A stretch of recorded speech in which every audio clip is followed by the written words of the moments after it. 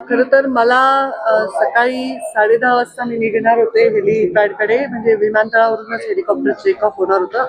तो मला कळवण्यात आलं की जे हेलिकॉप्टर मी काल वापरत होते त्याच्यामध्ये काहीतरी बिघाड आहे. म्हणजे कालही असं वाटलं थोडं जुनं हेलिकॉप्टर होतं ते, आणि त्याच्यात काही बिघाड आहे. आता मी काय बिघाड आहे वगैरे टेक्निकल डिटेल्समध्ये गेले नाही, आणि मग त्यांनी मला सांगितलं की ते दुसरं हेलिकॉप्टर मला पाठवत आहे. तर तेही हेलिकॉप्टर पाठवायला थोडा विलंब झालाय, नाही तर मी बाय कार जाऊन पहिली सभा तरी केली असती. नाही म्हणजे लिटरली देव पाण्यात ठेवले म्हणण्याचा अर्थ असा आहे की माझी आई सतत लँड झाली का, टेक ऑफ झाली का, कारण शेवटी एवढी मोठी दुर्घटना जी झाली आहे ना त्याच्यामुळे सगळ्यांचे मन हादरलेले आहेत, किंवा एक टेन्शन लोकांच्या मनामध्ये आहे.